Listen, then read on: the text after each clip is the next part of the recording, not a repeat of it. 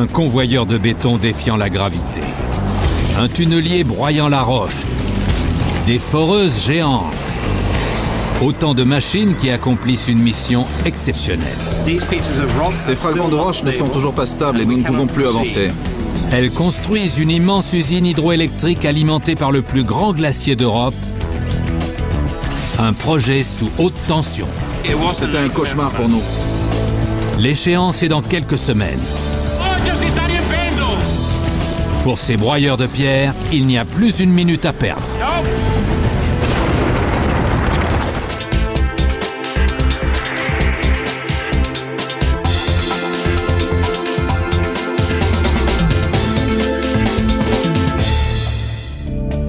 Cap sur l'est de l'Islande. Située à 320 km de la capitale Reykjavik et à 160 seulement du cercle arctique, cette région est l'une des plus reculées de la planète. C'est aussi le site d'un des projets les plus ambitieux au monde. Le complexe hydroélectrique de Karanjukar. Objectif : exploiter l'énergie de 2 puissantes rivières glaciaires, l'acheminer par un tunnel souterrain de 40 km de long et en faire de l'électricité. Pour accomplir cette tâche herculéenne, il faut non pas une, mais 3 énormes structures. Tout d'abord, un barrage grand comme 20 terrains de football pour exploiter les rivières glaciaires déchaînées. Ensuite, un réseau de tunnels aussi long que le tunnel sous la Manche pour acheminer des torrents d'eau jusqu'à l'étape finale du complexe, à 40 km de là.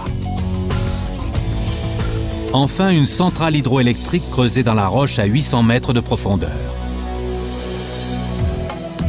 Dans la centrale électrique, les tunnels tourneront à 90 degrés.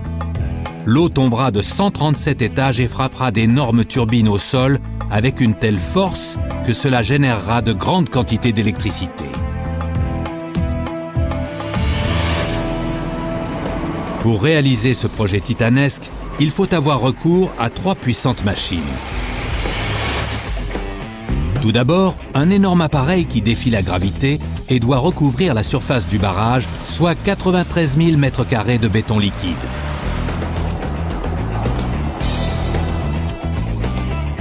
Ensuite, un tunnelier, véritable broyeur de pierre. C'est un monstre de 120 mètres de long réduisant la roche solide en miettes. Et pour finir, une foreuse géante.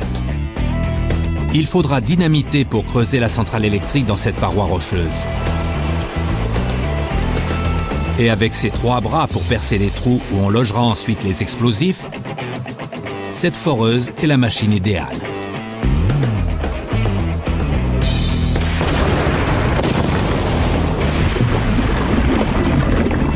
Mais tout cela a un prix. Le coût de l'opération est évalué à plus d'1 milliard d'euros. Le gouvernement islandais et la ville de Reykjavik sont les maîtres d'œuvre de ce projet colossal dont ils doivent assurer le succès. Après 3 ans de travaux, ils n'ont plus de temps à perdre. L'hiver ne tardera pas à arriver et les rivières glaciaires ne seront plus que de minces filets. Or, sans afflux d'eau suffisant, le réservoir ne se remplira pas et le complexe ne pourra pas générer d'électricité. Pour déjouer la nature, les ingénieurs doivent accomplir 2 exploits au cours des 5 prochaines semaines. Il leur faut percer une partie essentielle du tunnel qui fournira de l'eau du barrage à la centrale électrique et terminer le barrage. Les 2 rivières qui alimenteront le complexe prennent leur source ici, à Vatnajökull, le plus grand glacier d'Europe. Sa calotte glaciaire a une surface de 8390 km² et contient plusieurs millions de milliards de litres d'eau gelée. Cela suffirait à couvrir toute la ville de Paris avec un bloc de glace de 56 km de haut. L'été, ce réseau de rivières glaciaires déclenche de violents torrents qui créent ce que l'on pourrait appeler le Grand Canyon d'Islande. Une fois le barrage terminé, ce canyon commencera à se remplir. Au final, il contiendra plus de 2000 milliards de litres d'eau. C'est assez pour alimenter toute l'Île-de-France en eau fraîche pendant plus d'1 an. Toutefois, ce projet sera lourd de conséquences sur l'environnement. Et en Islande, tout le monde n'est pas content. La population est divisée. Une région entière sera souillée. Le réservoir du barrage couvrira une surface de 57 km² dans les montagnes vierges d'Islande. De plus, l'érosion pose problème. Le niveau changeant du réservoir exposera des couches du sol au célèbre vent d'Islande. Enfin, l'impact sur la faune et la flore est préoccupant. Le réservoir couvrira certaines aires de reproduction des oiseaux et des rennes. Mais d'autres voient les choses différemment. Le complexe hydroélectrique utilisera une ressource qui abonde en Islande, l'eau. L'électricité produite ici est destinée à une fonderie d'aluminium construite récemment, ce qui augmentera considérablement les investissements étrangers. Certains attendent même avec impatience les nouvelles routes qui devraient permettre le développement du tourisme. C'est un paradoxe pour un pays qui possède peu de ressources naturelles comme l'Islande. Le succès du plus grand chantier du pays dépend de toute une série de machines puissantes. Celles-ci doivent achever un tunnel de 15 km de long et un barrage géant avant l'hiver. Et si l'on ne tient pas les délais, la nature le fera payer très cher. Il est temps de se mettre au travail. Première étape, terminer le barrage. Plus facile à dire qu'à faire. Cette structure massive fait près de 200 mètres de haut et 700 de large. Elle doit être grande et solide pour contenir les puissantes rivières glaciaires. La force provient du béton et il y en a beaucoup. Mais comment poser du béton sur une surface aussi inclinée que celle d'une montagne? Seule une machine peut accomplir l'exploit de défier la gravité. La voici. C'est un convoyeur de béton fabriqué sur mesure. Cette plateforme mobile est assez solide pour transporter des tonnes de béton humide sur une pente abrupte et les déverser en une seule couche. Elle est capable de braver la gravité. Mais aujourd'hui, il lui manque son ingrédient essentiel. Il y a un problème avec le béton. Les ingénieurs ont découvert qu'il y avait trop d'air dans le mélange de béton de l'usine sur site. Les bulles d'air influent sur la qualité du béton dans des conditions météorologiques extrêmes. Si l'on n'obtient pas le bon mélange, le béton pourrait se craqueler. Et l'eau ne tarderait pas à s'infiltrer dans les fissures. La journée commence mal pour l'ingénieur en chef Richard Graham. Il est responsable de la construction du tunnel et du barrage. Mais qu'est-ce qu'on va faire pour y remédier? Que font les ouvriers? Pardon? Je ne sais pas. Pour que le barrage soit prêt avant l'hiver, Richard doit trouver une solution, et vite. Est-ce qu'on peut en avoir une nouvelle? Est-ce qu'on peut trouver une autre gâchée, une nouvelle gâchée? On ne peut pas continuer comme ça. Il faut jeter tout ce béton. La machine ne peut pas être mise en marche tant que ce problème de béton n'est pas résolu. Or, le temps presse. Dans 4 semaines, le barrage doit commencer à accumuler l'eau. L'hiver arrive. Si l'on attend trop longtemps, cette puissante rivière se transformera en un filet d'eau. Les glaciers ne fondent pas en hiver. Les géomètres prennent chaque jour des mesures dans la rivière. Plus elle est haute, plus elle coule vite. Oui, ce soir, c'est un peu plus haut.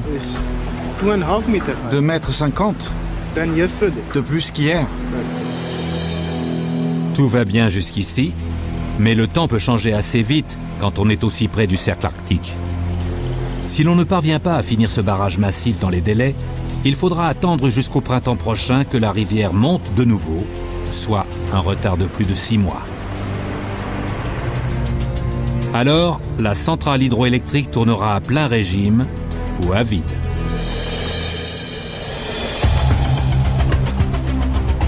Nous sommes à J-20 pour le projet électrique de Karanjukar. Tandis qu'à la surface, les ouvriers se dépêchent de terminer le barrage, sous terre, une autre échéance approche. L'achèvement d'un tunnel particulièrement long. Le tunnel est la clé du projet. Il achemine en effet l'eau du barrage au générateur à 40 km de là, où l'électricité est produite. On n'a encore jamais tenté de dévier de telles quantités d'eau à cette profondeur en Islande. C'est un peu comme si on essayait de faire passer une rivière torrentielle dans une paille. C'est un énorme défi car le terrain est particulièrement difficile. Les montagnes islandaises sont composées essentiellement de basalte, l'une des roches les plus dures de la planète. Il n'y a qu'une machine qui soit assez forte pour perforer une roche aussi dure. La voici. Un tunnelier qui ressemble à un ver de terre géant en acier. Il pèse 680 tonnes et mesure plus de 120 mètres de long. Cette énorme machine est conçue pour une seule chose, broyer de la pierre. À l'avant, la tête de forage, qui fait 7,60 m de diamètre, est équipée de coupoirs en acier trempé. C'est une véritable arme tranchante qui attaque la paroi rocheuse. La transmission se trouve derrière la tête de forage et donne à l'ensemble la stabilité et la puissance nécessaires pour réduire la roche solide en poussière. Les montants hydrauliques et les pinces latérales empêchent la machine de tourner sur son axe. 4 pistons massifs fournissent la force nécessaire pour enfoncer la tête de forage dans la roche. Le tunnelier a un appétit féroce. Depuis 2 ans, il se ferait un chemin à travers la roche sur une distance totale de 14,5 km. Dans 3 semaines à peine, il est censé atteindre son objectif. Il n'a pas droit à l'erreur. C'est là que les choses deviennent intéressantes. 3 énormes tunneliers sont en activité 24 heures sur 24, 7 jours sur 7. Pour réduire la durée des travaux, ces machines construisent le même tunnel à partir de points différents et si tout se passe bien, les 3 tronçons doivent se rejoindre. Mais il y a un problème. Comme les satellites ne fonctionnent pas sous terre, les ingénieurs ne peuvent pas utiliser de GPS pour savoir exactement la position ou la direction des tunneliers. Si l'un d'eux quitte sa trajectoire, on risque d'avoir 3 tunnels distincts qui ne mènent nulle part. Et l'eau ne pourra pas être acheminée jusqu'à la centrale. Or, sans eau, pas d'électricité. Sur le barrage, les géomètres surveillent les travaux. Bientôt, l'eau de cet ouvrage transitera par un tunnel jusqu'à la centrale où l'électricité sera produite. Montée de 10 cm. Go up, up, go up. Pour cette équipe, la date fatidique approche. Dans 4 semaines, le barrage commencera à accumuler l'eau. Si le travail n'est pas fait convenablement, le jour J pourrait être une véritable catastrophe. Une fuite d'eau pourrait démolir tout le barrage. C'est un barrage d'enrochement avec face amont en béton, fabriqué en déversant des millions de tonnes de pierre et de terre dans une gorge. Avec le temps, l'ouvrage bouge et se stabilise sous son propre poids. S'il se stabilise correctement, il sera solide. Dans le cas contraire, la pression constante de l'eau le fera céder. En 2006, le barrage de Campos Novos, au Brésil, le 3e plus grand ouvrage du genre au monde, a eu une faille grave. Des milliards de litres d'eau se sont écoulés du réservoir, provoquant un immense désastre. Les ingénieurs veulent être certains que cela ne se produira pas ici. Il est normal qu'un barrage bouge sous l'énorme poids des pierres dont il est composé et sous la pression de l'eau qui le retient. Pour s'assurer que le barrage de Karanjukar ne bouge pas trop, des géomètres tracent des marques sur la face amont et les transposent sur un axe de coordonnées. Ils peuvent ensuite évaluer dans quelle direction et sur quelle distance l'ouvrage se déplace. Comme un trou dans une digue, la moindre fuite pourrait démolir ce barrage. Et pour une structure de cette taille, ce serait une catastrophe inimaginable. Ce barrage culminera à plus de 180 mètres, ce qui en fera le plus haut du genre en Europe et l'un des plus grands du monde. Pour bâtir ce type d'ouvrage, il faut déplacer des montagnes de pierres et de terre. Il y a 3 grandes carrières sur ce site. 80% des matériaux proviennent de celle-ci. Et le meilleur moyen de transformer de la roche en gravat, c'est de dynamiter.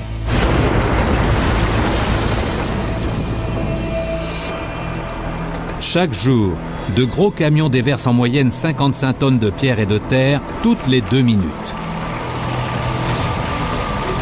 La pierre est déposée par couches, de la plus grossière à la plus fine, pour améliorer l'étanchéité de la structure.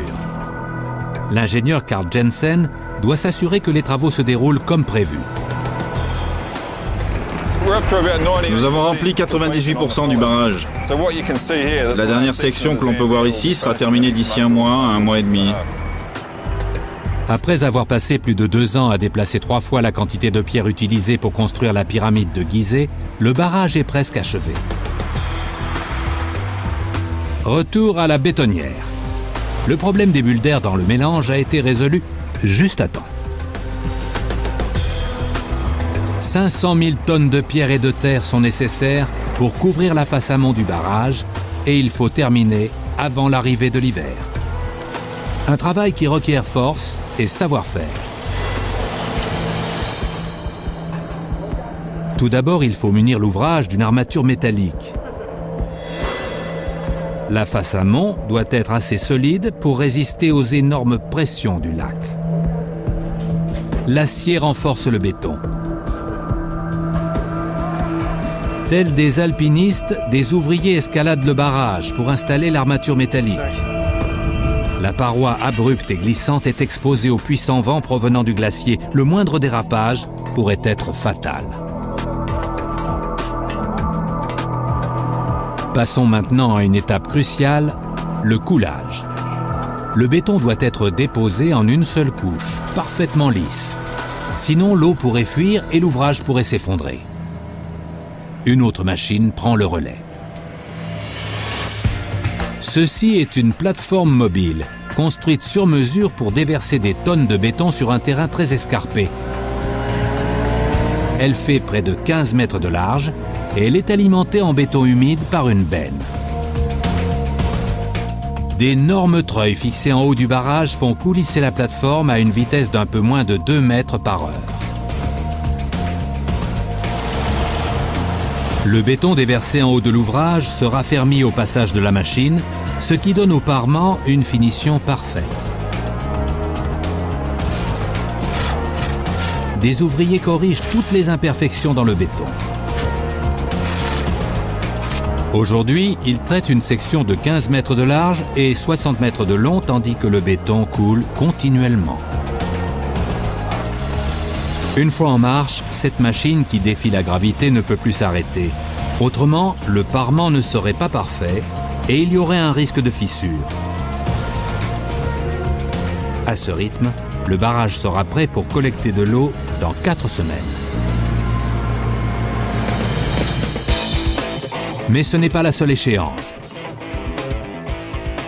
À 40 km au nord-est du barrage, une autre série de machines est à l'œuvre pour bâtir la centrale électrique. Comme le barrage massif et le tunnel, cette structure repose sur un plan audacieux. Elle utilise la nature pour produire de l'énergie. Et voilà comment ça marche. La centrale électrique est construite à l'intérieur d'une petite montagne en aval du barrage. Le tunnel achemine l'eau en haut de la montagne. Le plan de la centrale est ainsi fait que l'eau transite ensuite par un tube spécial appelé conduite forcée. Imaginons une énorme rivière qui tombe du haut de l'Empire State Building.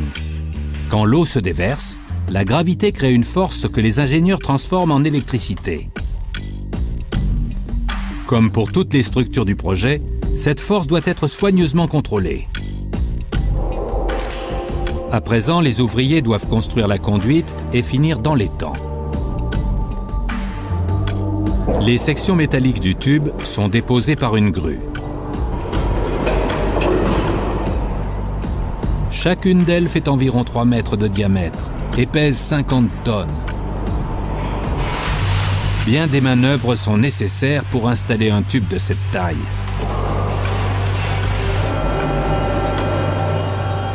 Il faut le retourner, le faire basculer sur son extrémité et le faire tomber dans le vide avec précaution. Ensuite, les ouvriers doivent assembler les différentes sections. Pour accéder à la conduite, il faut partir du bas de la montagne. L'ascenseur ne marque qu'un seul arrêt, au 137e étage. À l'intérieur du tube vertical, il fait une chaleur d'étuve. Mais ce renforcement métallique est essentiel pour empêcher que l'eau ne s'échappe. Ici, l'eau entre dans la centrale électrique avec un débit de 144 000 litres par seconde. Le moindre défaut dans la conduite pourrait inonder la centrale en quelques instants. Il y a moins de 3 ans, cette immense grotte artificielle n'était que de la roche solide. À présent, plus de 340 000 mètres cubes de pierre ont été retirés des entrailles de la montagne. Il fallait se débarrasser de toute cette roche et pour cela, la dynamite s'imposait.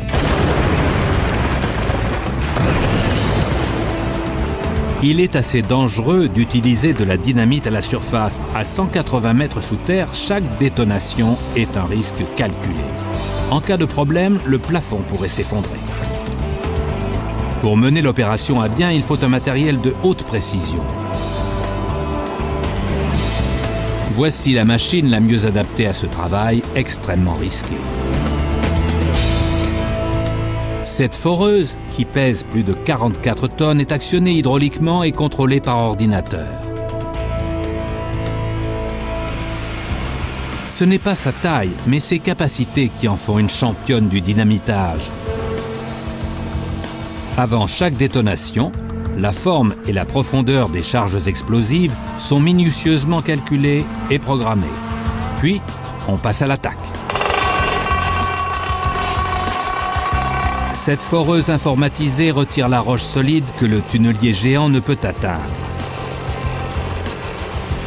D'un bout à l'autre, elle mesure plus de 16 mètres, ce qui lui donne une portée incroyable. Elle dispose de 3 bras multidirectionnels. Chacun d'eux creuse des trous de 5 à 6 mètres de profondeur avec une précision chirurgicale.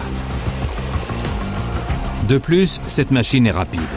Une fois l'ordinateur en marche, elle perce environ 46 mètres carrés de roche, soit la façade d'une maison de 2 étages, en 2 heures seulement. Après avoir creusé les trous, il est temps de poser les charges. Sur ce chantier, l'explosif est un composé étanche parfaitement stable. Les charges sont soigneusement mesurées, puis insérées dans la paroi selon un plan complexe.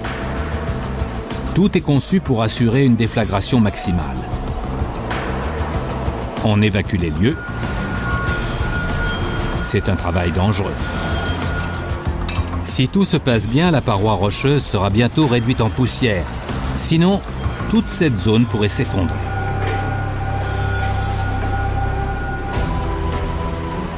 Le compte à rebours commence dans le tunnel du futur complexe hydroélectrique de Karanjukar. Le dynamiteur amorce ses explosifs et tout le monde dans les parages se bouche les oreilles, ferme les yeux et prend appui avant l'explosion. Les ouvriers partent.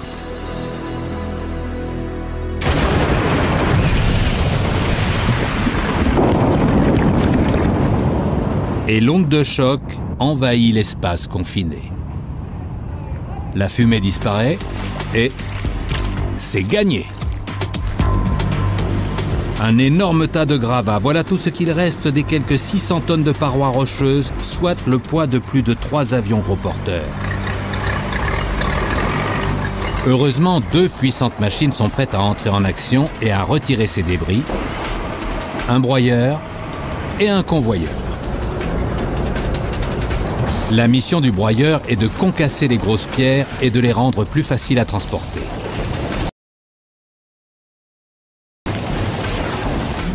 Il s'attaque à ce tas de pierres qu'il réduit très vite en petits fragments.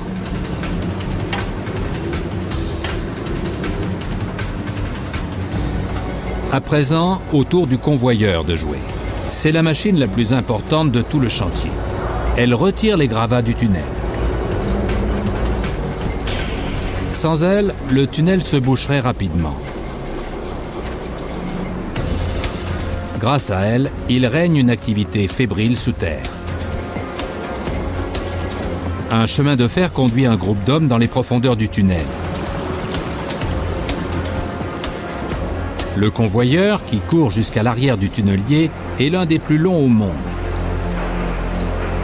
Le trajet de 14,5 km dure au moins 30 minutes. Et au bout, le tunnelier. Pour rentrer dans cette machine, il faut passer par l'arrière. L'intérieur du tunnelier est bien rempli. Atelier, zone de stockage, alimentation en eau et en électricité. Bref, tout ce qu'il faut pour faire vivre les 30 hommes qui travaillent ici. Malgré les apparences, percer la roche ne pose pas de problème. Toute la difficulté est de conduire à l'aveuglette en 3 dimensions. À cette profondeur, il n'y a aucun repère. Boussole et GPS sont inutiles. Il est difficile de savoir si le tunnelier se dirige vers le haut ou le bas, vers la gauche ou la droite. Dans 2 semaines seulement, il est censé atteindre son but, la zone de jonction. Ces géomètres doivent s'assurer que la machine reste bien dans sa trajectoire. Pour cela, ils doivent effectuer des calculs compliqués, utiliser un matériel de pointe et prêter attention aux moindres détails. Le plus important est de connaître la position exacte d'au moins un point. On a recours à des lasers pour déterminer l'angle et la distance. Ainsi, on peut trouver la position exacte de tous les autres points, ce qui maintient le tunnelier sur sa trajectoire horizontalement et verticalement. Depuis plus de 2 ans, les géomètres vérifient l'itinéraire de la machine 2 fois par jour. Les données sont analysées à la surface pour savoir si le tunnelier avance dans la bonne direction. À bord, les conducteurs ont toute une panoplie d'ordinateurs et d'écrans de télévision pour diriger la machine. C'est comme un jeu vidéo géant, à ceci près qu'on ne peut pas se permettre de perdre. Le danger, c'est qu'il y a une marge d'erreur à chaque relevé. Si le premier jour, la machine dévie de sa trajectoire de 2 ou 3 cm, elle manquera son objectif de 15 mètres environ. Ce tunnel est très long. Il mesure 14,5 km. Plus inquiétant encore, la marge d'erreur est multipliée par 3. Parce que 3 tunneliers sont à l'œuvre en même temps. Le premier se dirige vers le sud, le deuxième vers l'est et le troisième vers l'ouest. S'ils se rencontrent, le tunnel s'étirera sur 40 km depuis le barrage jusqu'à la centrale électrique. Jusqu'ici, il n'y a aucun moyen sûr de savoir si les machines approchent du but. Mais si le premier tunnelier atteint son objectif comme prévu, les ingénieurs sauront que le plan pour relier les tunnels fonctionne. Le succès du projet en dépend. Mais il ne s'agit pas seulement de suivre une trajectoire prédéfinie. Les tunneliers font face à différents types de roches, ce qui a un énorme impact sur leur progression. Le géologue en chef, Peter Pitts, a un œil sur tout. Le moindre changement peut entraîner toutes sortes de problèmes.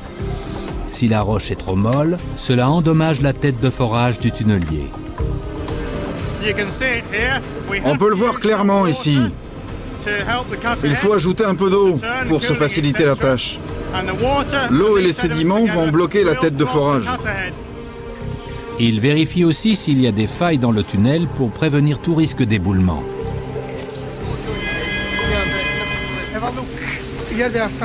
Et puis il y a le problème qui perturbe ce chantier depuis le premier jour, l'eau.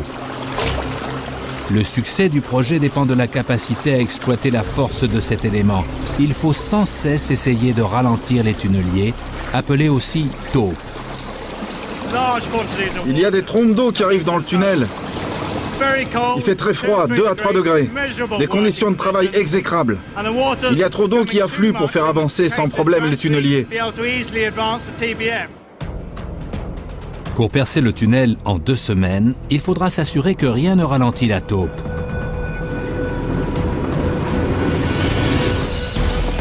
À l'autre bout du tunnel, les ouvriers en sont à un stade critique de la construction de la centrale électrique. Aujourd'hui, ils vont installer une énorme section du générateur, le stator. Cet anneau d'acier géant fait 6 mètres de diamètre. Il est rempli de fils et pèse plus de 150 tonnes. Il doit être manipulé avec précaution. Il pourrait facilement broyer des conduits électriques fragiles ou pire, des techniciens.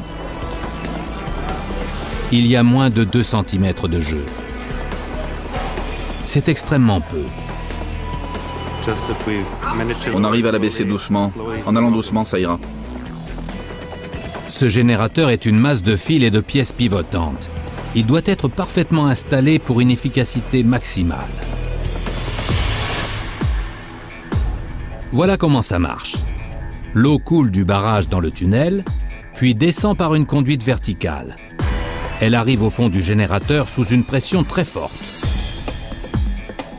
Quand l'eau touche la turbine située à la base du générateur, elle la fait tourner.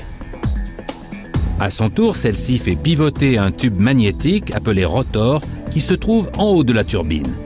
Le champ magnétique du rotor tourne à l'intérieur de la masse de fil du stator, ce qui produit de l'électricité.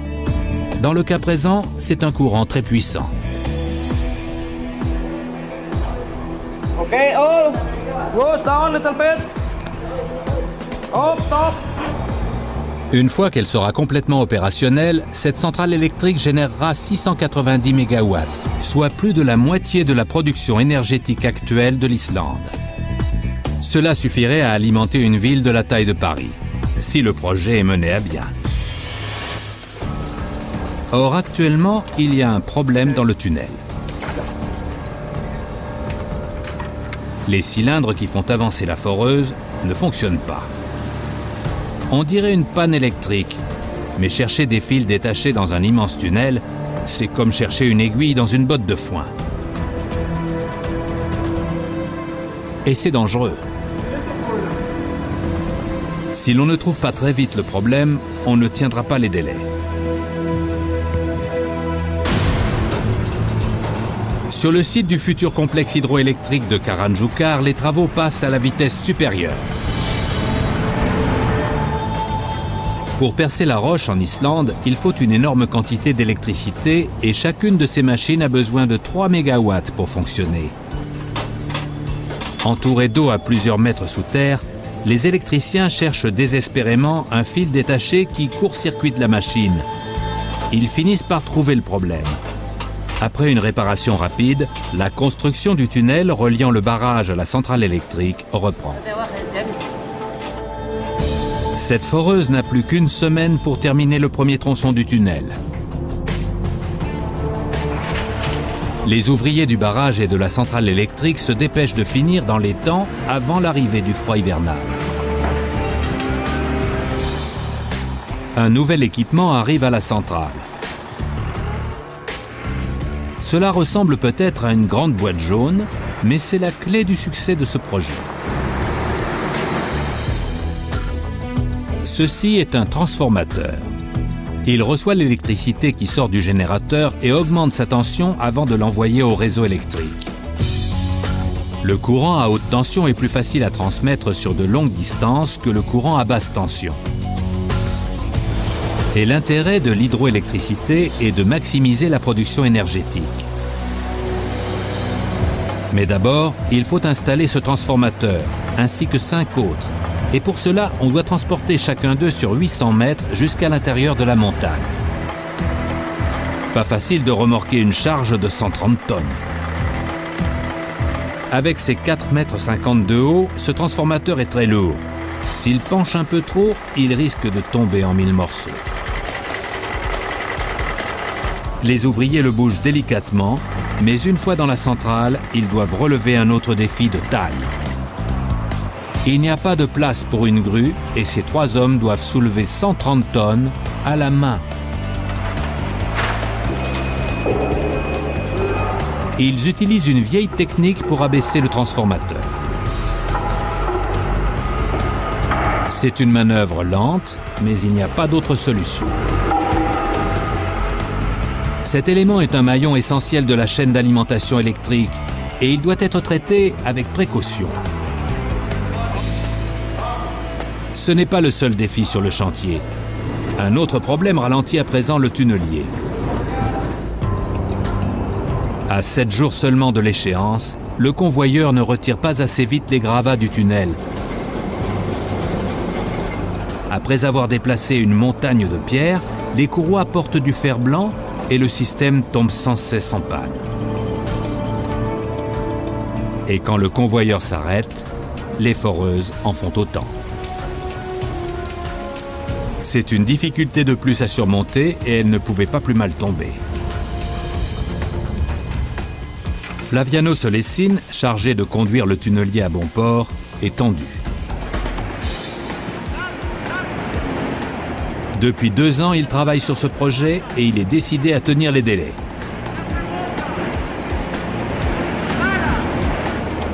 Aujourd'hui, les grands patrons sont venus inspecter le chantier. Solessin sait qu'il n'a pas droit à l'erreur. Dans 7 jours, tous les yeux seront rivés sur ce mur. Le tunnelier doit être de l'autre côté, prêt à percer la paroi. Autrement dit, Solessin doit maintenir le convoyeur en état de marche. Des centaines de courroies sont endommagées. Pour les réparer et tenir les délais, les ouvriers font des heures supplémentaires. Il faut au moins 8 heures pour remettre en état chaque courroie. Ces hommes travailleront toute la nuit pour maintenir le convoyeur en activité et finir dans les temps. Sur le barrage, les travaux suivent leur cours, mais il y a encore bien des difficultés à surmonter. Les architectes veulent éviter tout risque de fuite. Ils ont donc demandé à installer une membrane en caoutchouc sur l'ouvrage afin de renforcer sa protection. Ainsi, il y aura moins d'eau qui suintera sur le mur de ciment. L'ingénieur en chef, Richard Graham, doit mettre en place cette membrane avant que le barrage ne commence à accumuler l'eau. C'est très important, vous voyez. Si nous n'avons pas fini, on ne pourra pas remplir le lac, donc on est vraiment à un stade crucial du projet. La pose de la membrane n'est pas le seul défi à relever. Dans les entrailles du barrage, les ingénieurs doivent accomplir une autre mission capitale, installer une série de portes massives qui retiendront la rivière torrentielle et permettront de remplir le réservoir.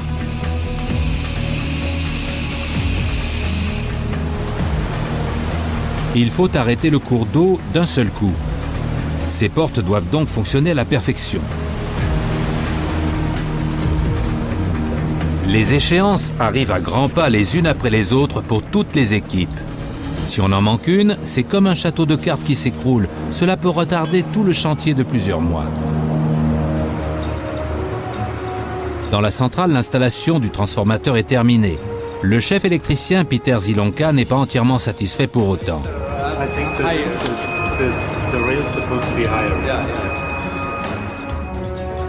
Il y a un décalage d'1 ou 2 centimètres. C'est un grand projet, mais les marges d'erreur sont infimes. Ce transformateur doit être parfaitement encastré, sans quoi l'électricité peut se dissiper dans l'air. Et il y en a 5 autres à installer.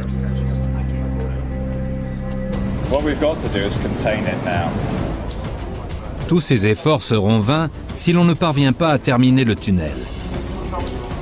Après avoir résolu des problèmes de court-circuit et de courroies usagées, ces hommes font face à un défi encore plus grand. Hier soir, alors que nous étions en train de forer lentement, ce rocher s'est effondré. C'est un grave problème. Il arrive que la foreuse tombe sur des fissures dans la roche. Au lieu de se réduire en poussière, d'énormes pierres s'écrasent au sol, ce qui est dangereux pour les hommes travaillant en bas. Il faut sécuriser le site. Ces fragments de roche ne sont toujours pas stables et nous ne pouvons plus avancer. En raison de ce problème, nous avons dû réduire considérablement notre cadence de travail. Et ce tunnel est devenu le défi numéro 1 de tout le chantier. Le tunnelier ne peut plus avancer. Il faut se débrouiller sans. C'est un travail lent, pénible et fastidieux. Chaque fragment est déposé à la main sur un plateau et remonté par voie ferrée à la surface. C'est un peu ironique. Nous avons une machine de pointe ultra sophistiquée qui coûte des millions de dollars et nous en sommes réduits à faire le travail manuellement en déplaçant les pierres une par une. C'est un sérieux handicap. Dans cette partie du tunnel, le travail s'est complètement arrêté.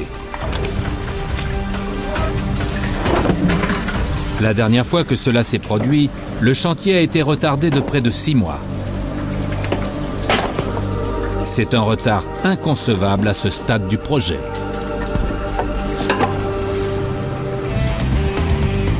Sur le barrage du futur complexe hydroélectrique de Karanjukar, la plateforme mobile de coulage de béton est à 2 doigts de la victoire. Elle est sur le point de terminer le barrage juste à temps pour que le réservoir se remplisse avant l'hiver. La plateforme coule le béton sur le dernier tronçon du gigantesque ouvrage. L'opération a commencé il y a 24 heures. Après plusieurs mois de travail épuisant à couvrir près de 93 000 mètres carrés, cette puissante machine n'est plus qu'à quelques heures de la fin. L'objectif est de rendre ce mur le plus étanche et le plus solide possible pour retenir le lac. Peu de machines dans le monde peuvent effectuer cette tâche. Sous terre, les hommes sont sur le point de savoir si une autre puissante machine va réussir ou pas. C'est le jour J. Le tunnelier doit percer ce mur aujourd'hui. Il y a de la tension dans l'air. Si le tunnelier suit bien sa trajectoire, il percera cette paroi rocheuse. Sinon, ce sera un désastre total. Dans le tunnel, les ouvriers ont passé la journée à retirer des tonnes de pierre d'une fissure pour que la machine puisse avancer.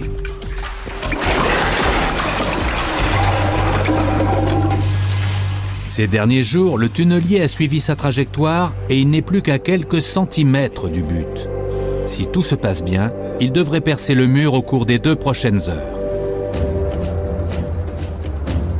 718 jours après le début des travaux, la fin est en vue. D'après tous les calculs, le tunnelier a percé 14,5 km, 170 mètres de roche dure. Et voici l'instant de vérité. Si les estimations sont exactes, le tunnelier n'est plus qu'à 2,50 m de la percée. Il a fallu consentir de gros efforts pour en arriver là. Géologues, géomètres, ingénieurs et ouvriers ont travaillé main dans la main. Le chemin a été long. À présent, tout dépend de ce grand cercle rouge peint sur le mur. L'erreur n'est pas permise. Si le tunnelier atteint cette cible, les géomètres sauront que leur calcul était juste. Si la machine échoue, ils devront tout recommencer. Et ce pourrait être une catastrophe pour les 2 autres tunneliers qui doivent se croiser dans quelques semaines. Mais pour l'heure, il y a un autre problème. Pour une raison inconnue, le tunnelier s'est arrêté, une fois encore. De ce côté-ci de la paroi rocheuse, personne ne semble savoir pourquoi.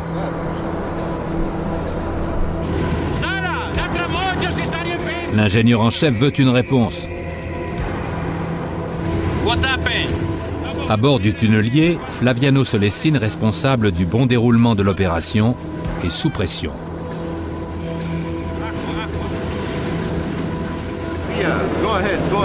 Il y a une avalanche d'appels téléphoniques. Coupez le moteur. Le conducteur a coupé le moteur.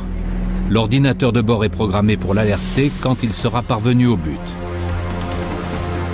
D'après l'ordinateur, le tunnelier aurait dû atteindre la cible. L'ingénieur en chef Solesine demande au conducteur de réessayer. Enfin, l'énorme machine revient à la vie. De l'autre côté du mur, les hommes s'éloignent de la zone d'impact. Il est clair que le tunnelier est proche. Les parois et le sol de la grotte tremblent. Mais à combien de centimètres près le tunnelier va-t-il atteindre la cible?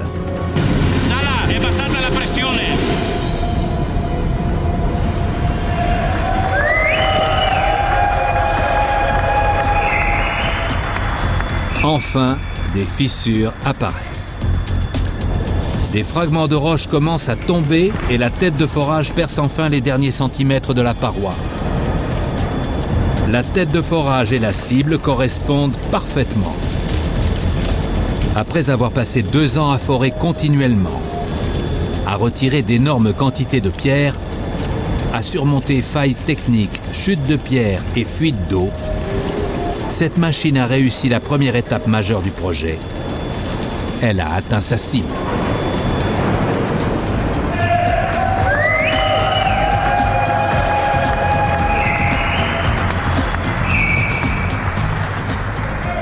Solesine et son équipe se dirigent vers la tête de forage. C'est par là qu'ils doivent passer pour rejoindre les autres.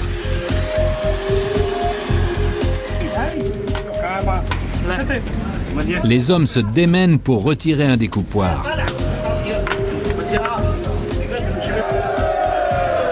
Puis, ils réapparaissent de l'autre côté sous les applaudissements de la foule. Tout le monde attendait ce moment qui restera dans les annales.